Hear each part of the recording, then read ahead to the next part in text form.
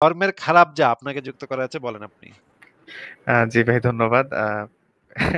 ও আঞ্চলিক ভাষাগুলা শুনতে আসলে ভালোই লাগে। কারণ আমরা হচ্ছে অন্য অঞ্চল থেকে এসে যখন আবার এই লাইভ গুলাতেই আবার অন্যান্য অঞ্চলগুলাকে স্বাভাবিকভাবেই শুনি মাঝে, মাঝে চলে আসে ভাল লাগে। আচ্ছা ভাই একটা প্রশ্ন ছিল সেটা হচ্ছে যে ধরেন এই যে মানে আফটার ম্যারিটাল যে রেপটা বুঝছেন ভাইয়া? সেটা হচ্ছে যে আমাদের তো দেশে ধর্মের যে প্রভাব ওইটার কারণে হচ্ছে কনসিডার করা হয় না। এখন এখন এটা যখন ওরা অনেকেই হচ্ছে জানে না। কনসিডার করা তো হচ্ছে পরে। সাধারণ মানুষ হচ্ছে এটা ভালো করে জানেই না।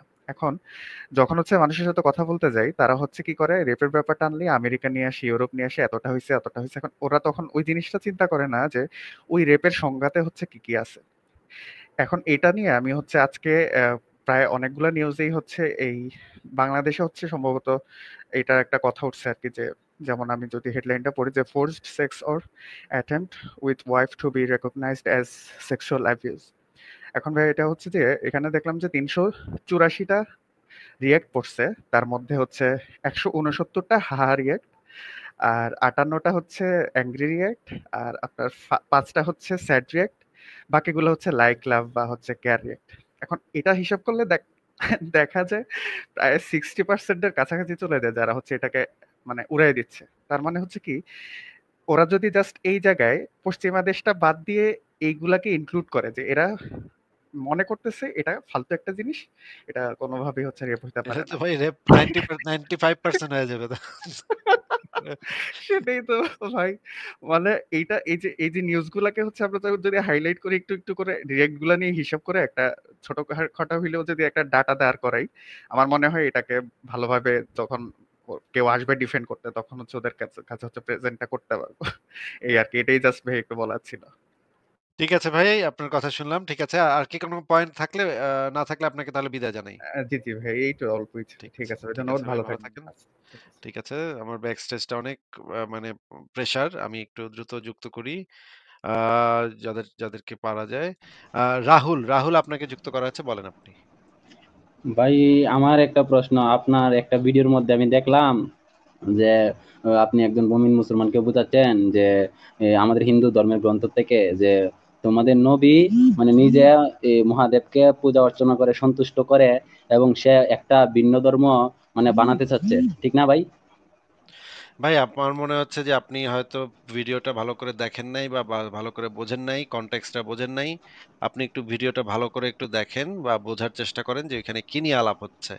আমার মনে হচ্ছে যে আপনি বিষয়বস্তুই কিছু বোঝেন নাই ওই আলোচনার। হ্যাঁ? না ভাই, বুঝতে পারছি তো, আমি এটা নিয়ে আলোচনা করতে চাই না। আমি বলতাছি যে আসলে কি আমরা কোনো ধর্ম মানা উচিত, বা আমি মাছ মাংস আহার করি না আর কি, মানে ওইগুলা প্রাণী হত্যা মানে আমার কাছে ভালো লাগে না। তো আমি যে এটা করি না, আসলে এটাকে আমি ঠিক করতেছি না ভুল কিছু করতেছি? এটা আপনার পছন্দ, আপনার চয়েস। আপনি যদি সেটা করতে চান তাহলে করতে পারেন। ভালোই হবে। যদি আপনি মাছ-মাংস না খান তাহলে তো ভালোই হবে। আ কিছু মাছ-মাংস বেঁচে যাবে, জীবন রক্ষা হবে হয়তো। এটাই ভাই, মানে আমার তো ওইসব বিষয়ে অভিজ্ঞতা নাই, আর বিশেষ করে আমি ধর্ম ভালোভাবে বুঝি না। তো যদি মানে আমি এমনিতে নিজের সনাতন ধর্মের লোক মানে মনে করি, কিন্তু আসলে কোনো ধর্মেরই মানুষ মনে করি না, জীবতে আমার কাছে ভালো লাগে না। তো এর জন্য আমাকে আচ্ছা, আজকেও এক খুবই ভালো। মুসলিম মুসলিম বলতে মুসলিম খুবই ভালো বলতেছে ব্যাপার। যে আমি নাকি ডাইরেক্ট জাহান্নামে যাব।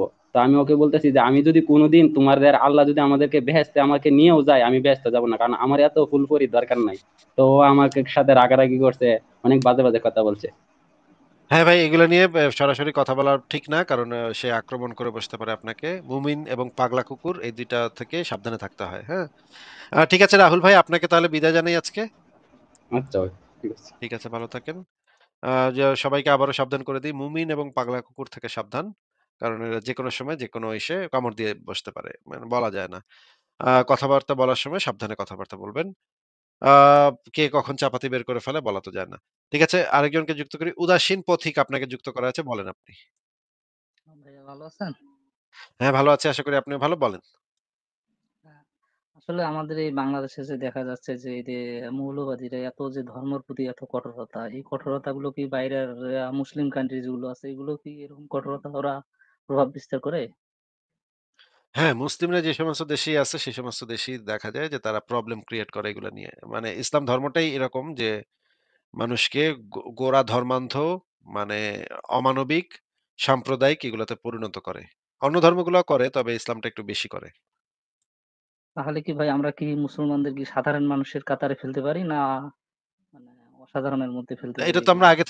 আগে থেকে বলতে পারি না যে সে মুসলমান দেখেই যে সে সাম্প্রদায়িক হবে, এটা তো আমরা আগে থেকে, সে যদি কোনো কাজ না করে তাইলে তো আমরা আগে থেকে এটা মানে কোনো যাচাই বাছাই ছাড়া এভাবে বলে দিতে পারি না যে সে মুসলমান সেহেতু সাম্প্রদায়িক, বা সেহেতু সে জঙ্গি, এইগুলা তো বলে দিতে পারি না। আমরা তার মানুষের কাজের উপর ভিত্তি করে তাকে কোনো দোষারোপ যদি করতে হয়, বা তাকে যদি কোনো হুম, কিছুর জন্য দায়ী করতে হয়, দায়বদ্ধ করতে হয়, তাহলে তার কোনো কাজের ভিত্তিতে করতে হবে।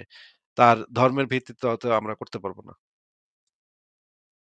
হ্যাঁ, ঠিক আছে। কিন্তু আমাদের তো এই বাংলাদেশে দেখা যাচ্ছে যে কি শিক্ষিত হাইয়ার এডুকেটেড পারসন ওরা তারাও তো দেখি যে মানে ধর্মের প্রতি এতভাবে আকৃষ্ট যে নীতি এটা নৈতিক কথা যে কি যেকোনো বলছে ধর্মান্ধ এটাও পরিবেশেই হয়। ভারতে আপনি দেখবেন ধর্মান্ধ অনেক শিক্ষিত ব্যক্তি দেখা যাবে বাবা রামদেবের ভক্ত।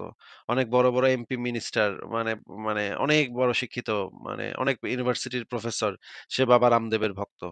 এগুলো তো সব দেশেই হয় ভাই। ঠিক আছে, উদাসীন প্রতীক ভাই, আপনার কি আর কোনো প্রশ্ন না থাকলে তাহলে আপনাকে আমরা আজকে বিদায় জানাই। হ্যাঁ ভাই আরেকটা প্রশ্ন আছে সেটা হচ্ছে এই যে জগদীশ চন্দ্র বসু যে গাছের প্রাণ আছে এটা উনি কিভাবে এটা প্রমাণ করছিল? এটা কি এই বিষয়ে কি আপনার জানা আছে? উনি মেশিন বানাইতেন। উনি একটা মেশিন তৈরি করছিল। সেই মেশিনটা দিয়ে ওইটা মানে ট্র্যাক করা যাইত। ওই মেশিনে রেখা উঠতো। তিনি রেডিও নামক ইয়াটাও তৈরি করেছিলেন। আপনি এই বিষয়ে মানে জগদীশচন্দ্র বসুর উপরে বই আছে। বই ডাউনলোড করে পড়েন। Google এ সার্চ করেন জগদীশচন্দ্র বসুর উপরে, অনেক বই পেয়ে যাবেন। ঠিক আছে উদাসীন পথিক ভাই, এইগুলো আপনি বই থেকে জেনে নেন। আপনাকে তাহলে আজকে বিদায় জানাই, হ্যাঁ? ঠিক আছে। ধন্যবাদ। ঠিক আছে, ভালো থাকেন। পরের জনকে যুক্ত করি। সম্রাট, ধর্মের খারাপ যা আপনাকে যুক্ত করা আছে, বলেন আপনি। জি ভাই ধন্যবাদ। ও আঞ্চলিক ভাষাগুলা শুনতে আসলে ভালোই লাগে। কারণ আমরা হচ্ছে অন্য অঞ্চল থেকে এসে যখন আবার এই লাইভ গুলাতেই আবার অন্যান্য অঞ্চলগুলাকে স্বাভাবিকভাবেই শুনি, মাঝে, মাঝে চলে আসে, ভাল লাগে। আচ্ছা ভাই একটা প্রশ্ন ছিল, সেটা হচ্ছে যে ধরেন এই যে মানে আফটার ম্যারিটাল যে রেপটা বুঝছেন ভাইয়া, সেটা হচ্ছে যে আমাদের তো দেশে ধর্মের যে প্রভাব ওইটার কারণে হচ্ছে কনসিডার করা হয় না। এখন এখন এটা যখন ওরা অনেকেই হচ্ছে জানে না, কনসিডার করা তো হচ্ছে পরে, সাধারণ মানুষ হচ্ছে এটা ভালো করে জানেই না। এখন যখন হচ্ছে মানুষের সাথে কথা বলতে যাই, তারা হচ্ছে কি করে, রেপের ব্যাপারটা আনলে আমেরিকা নিয়ে আসে, ইউরোপ নিয়ে আসে, এতটা হয়েছে এতটা হয়েছে। এখন ওরা তখন ওই জিনিসটা চিন্তা করে না যে ওই রেপের সংজ্ঞাতে হচ্ছে কি কি আছে। এখন এটা নিয়ে আমি হচ্ছে আজকে প্রায় অনেকগুলা নিউজেই হচ্ছে এই বাংলাদেশে হচ্ছে সম্ভবত এটার একটা কথা উঠছে আর কি, যে যেমন আমি যদি হেডলাইনটা পড়ি, যে forced sex or attempt with wife to be recognised as sexual abuse. এখন ভাই এটা হচ্ছে যে এখানে দেখলাম যে ৩৮৪টা রিয়েক্ট পড়ছে, তার মধ্যে হচ্ছে ১৬৯টা হাহা রিয়েক্ট, আর ৫৮টা হচ্ছে অ্যাংরি রিয়েক্ট, আর আপনার ৫টা হচ্ছে স্যাড রিয়েক্ট, বাকিগুলো হচ্ছে লাইক, লাভ বা হচ্ছে কেয়ার রিয়েক্ট।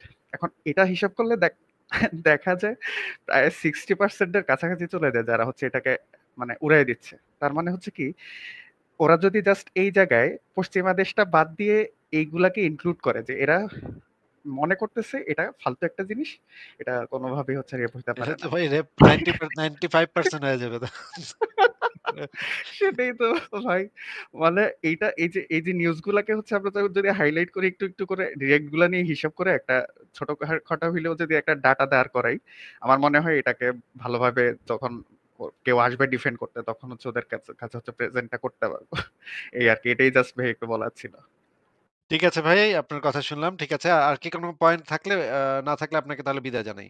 জি জি ভাই, এই তো অল্পই ছিল। ঠিক ঠিক আছে। আছে ভাই, ঠিক ধন্যবাদ, আছে ভাই, ভালো ভালো থাকবেন। থাকেন। আচ্ছা, ঠিক আছে। ঠিক আছে। আমার ব্যাক স্টেজটা অনেক মানে প্রেশার। আমি একটু দ্রুত যুক্ত করি।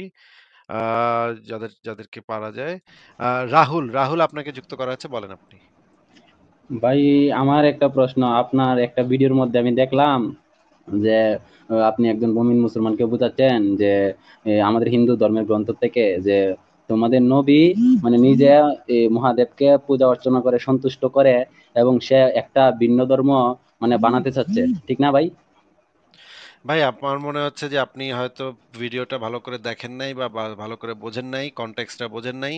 আপনি একটু ভিডিওটা ভালো করে একটু দেখেন বা বোঝার চেষ্টা করেন যে এখানে কি নিয়ে আলাপ হচ্ছে। আমার মনে হচ্ছে যে আপনি বিষয়বস্তুই কিছু বোঝেন নাই ওই আলোচনার। হ্যাঁ? না ভাই বুঝতে পারছি তো, আমি এটা নিয়ে আলোচনা করতে চাই না। আমি বলতাছি যে আসলে কি আমরা কোনো ধর্ম মানা উচিত, বা আমি মাছ মাংস আহার করি না আর কি, মানে ওইগুলা প্রাণী হত্যা মানে আমার কাছে ভালো লাগে না। তো আমি যে এটা করি না, আসলে এটা কি আমি ঠিক করতেছি না ভুল কিছু করতেছি? এটা আপনার পছন্দ, আপনার চয়েস। আপনি যদি সেটা করতে চান তাহলে করতে পারেন। ভালোই হবে। যদি আপনি মাছ-মাংস না খান তাহলে তো ভালোই হবে। আ কিছু মাছ-মাংস বেঁচে যাবে, জীবন রক্ষা হবে হয়তো। এটাই ভাই, মানে আমি তো আমার তো ওইসব বিষয়ে অভিজ্ঞতা নাই, আর বিশেষ করে আমি ধর্ম ভালোভাবে বুঝি না। তো যদি মানে আমি এমনিতে নিজের সনাতন ধর্মের লোক মানে মনে করি, কিন্তু আসলে কোনো ধর্মেরই মানুষ মনে করি না, জীবতে আমার কাছে ভালো লাগে না।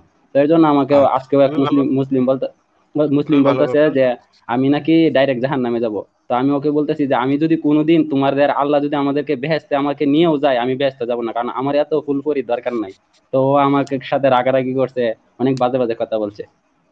হ্যাঁ ভাই, এগুলো নিয়ে সরাসরি কথা বলা ঠিক না। কারণ সে আক্রমণ করে বসতে পারে আপনাকে। মুমিন এবং পাগলা কুকুর এই ২ টা থেকে সাবধানে থাকতে হয়। হ্যাঁ? ঠিক আছে রাহুল ভাই, আপনাকে তাহলে বিদায় জানাই আজকে। আচ্ছা ভাই, ঠিক আছে। ঠিক আছে, ভালো থাকেন। যে সবাইকে আবারও সাবধান করে দিই, মুমিন এবং পাগলা কুকুর থেকে সাবধান। কারণ এরা যেকোনো সময় যেকোনো এসে কামড় দিয়ে বসতে পারে। মানে বলা যায় না। কথাবার্তা বলার সময় সাবধানে কথাবার্তা বলবেন। আ কে কখন চাপাতি বের করে ফেলে বলা তো যায় না। ঠিক আছে, আরেকজনকে যুক্ত করি। উদাসীন পথিক আপনাকে যুক্ত করা আছে, বলেন আপনি। ভাইয়া ভালো আছেন? হ্যাঁ, ভালো আছি। আশা করি আপনিও ভালো। বলেন। হ্যাঁ, আসলে আমাদের এই বাংলাদেশে যে দেখা যাচ্ছে যে এই যে মৌলবাদীরা এত যে ধর্মের প্রতি এত কঠোরতা, এই কঠোরতাগুলো কি বাইরের মুসলিম কান্ট্রি যেগুলো আছে এগুলো কি এরকম কঠোরতা ওরা প্রভাব বিস্তার করে?